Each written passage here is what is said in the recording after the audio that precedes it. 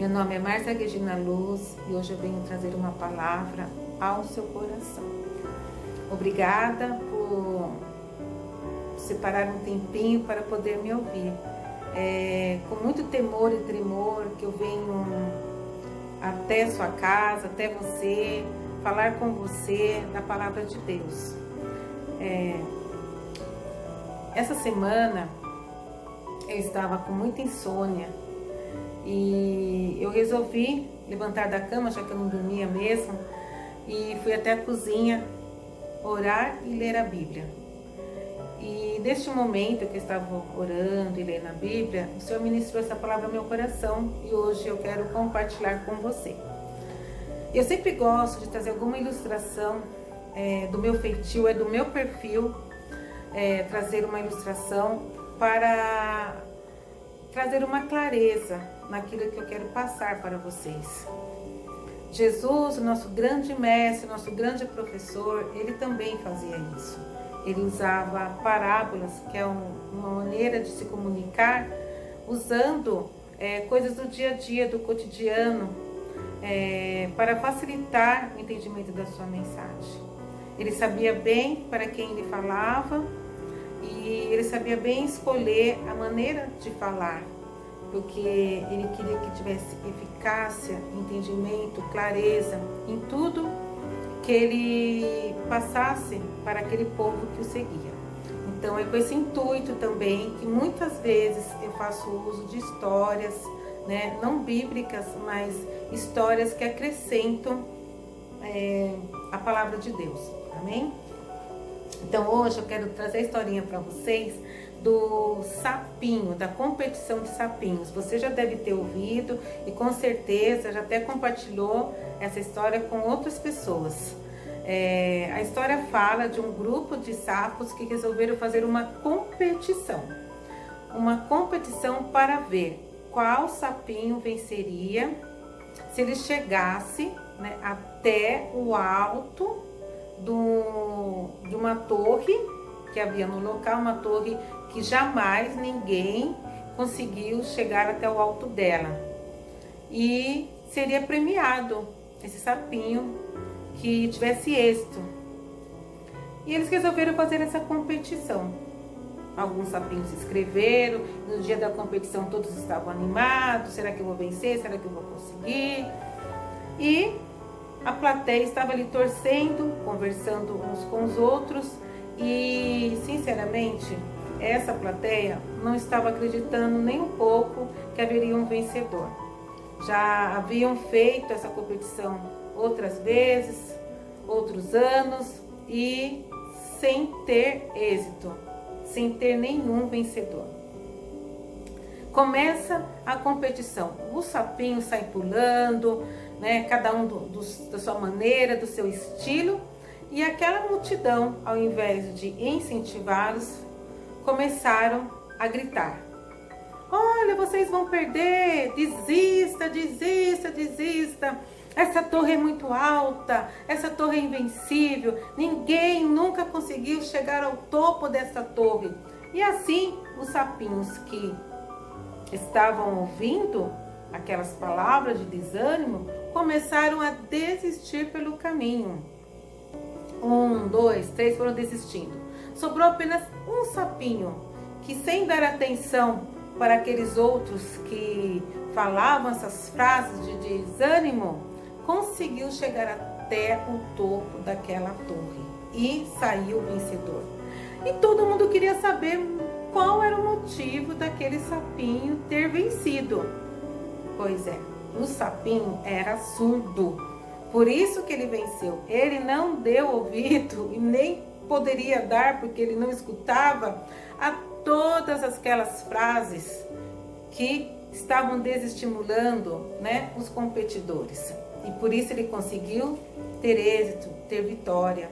Muitas vezes em nossas vidas nós também temos pessoas que nos cercam para nos desestimular em alguma coisa que nós queremos fazer, em algum projeto que nós queremos tornar, se possível. Aí aquelas pessoas vêm com aquelas palavras de derrota, sempre colocando um obstáculo. Ah, você quer voltar a estudar? Há quantos anos você tem? Quanto tempo faz? Ai, nossa, por que você está pondo isso na sua cabeça? Isso é perca de tempo. E acaba tirando sonhos, arrancando sonhos do seu coração. Outras vezes as pessoas querem abrir um comércio, abrir algo, né, para trabalhar por si próprio. E as pessoas falam, mas por que você vai abrir esse negócio? Esse negócio já tem tantos no mercado. Olha ali, em cada esquina tem lá um restaurante, em cada esquina tem um salão de cabeleireira, lá em cada esquina tem uma escola, e você está pondo isso na sua cabeça. Olha quantos gastos.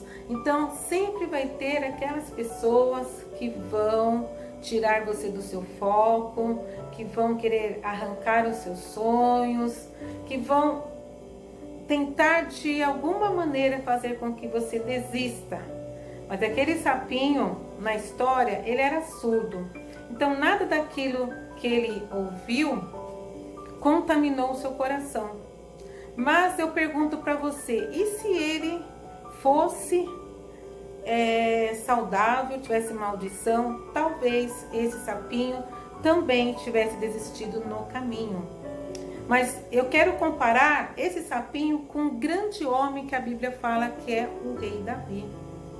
A palavra do Senhor fala que Davi, ele foi um grande lutador. Ele lutou contra grandes feras, contra urso, contra leão, e era uma pessoa muito corajosa. E certa vez, ele ainda moço, ele ainda jovem, estava tendo um grande conflito entre o povo dele e os filisteus. E os irmãos dele, 3 irmãos, estavam no acampamento para esta batalha, né, contra os filisteus. E o pai dele falou, olha filho, vai lá levar um pouco de comida para os seus irmãos, vai ver como seus irmãos estão, me traga notícia. Talvez ele estivesse com o coração aflito, né? Ele era pai. E Davi foi, mas antes de ir, a palavra do Senhor fala que ele colocou alguém ali para cuidar das suas ovelhas, porque o bom pastor sempre cuida das suas ovelhas. E ele fez isso, deixou alguém lá e foi fazer o que o pai tinha ordenado. A palavra do Senhor fala que quando ele chegou ali naquele acampamento, né, ele ouviu as pessoas falando, né, os filisteus afrontando a Deus, perguntando quem que poderia sair contra eles, que o Deus deles era maior do que o Deus de Israel, e todas aquelas afrontas.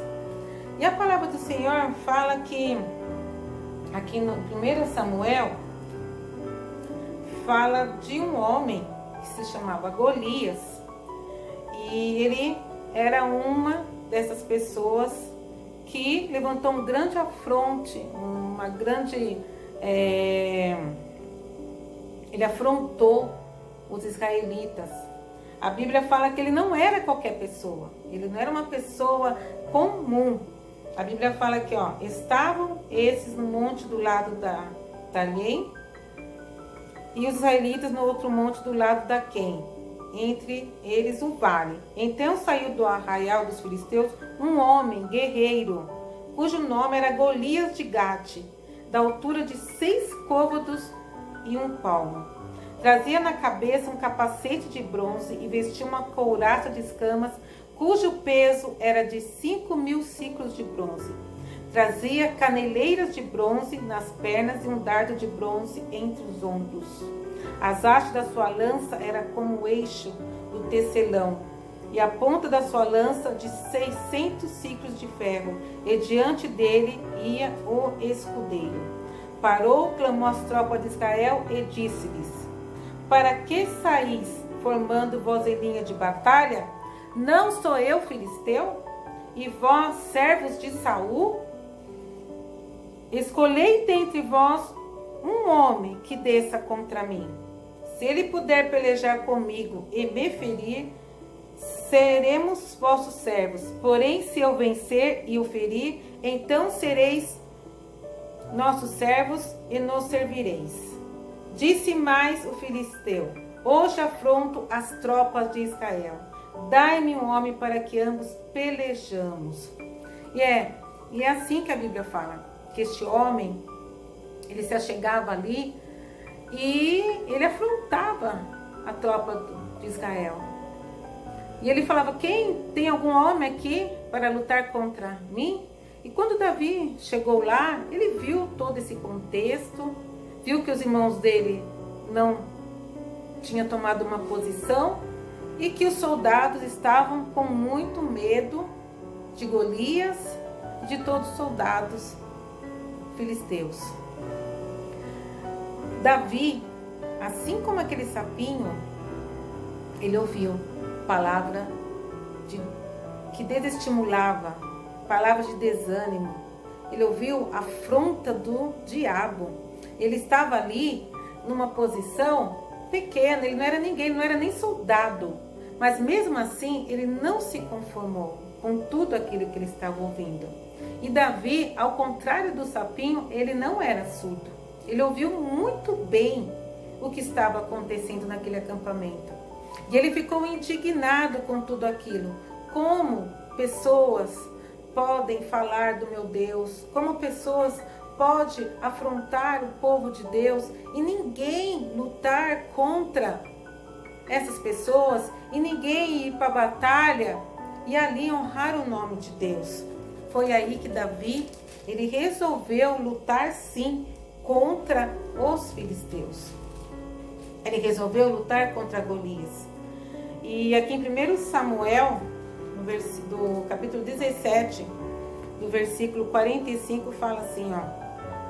Davi, porém, disse aos filisteus, tu vens contra mim com espada e com lança e com escudo. Eu, porém, vou contra ti em nome do Senhor dos exércitos, o Deus dos exércitos de Israel, a quem tens afrontado. Hoje mesmo, olha só, o Senhor te entregará nas minhas mãos.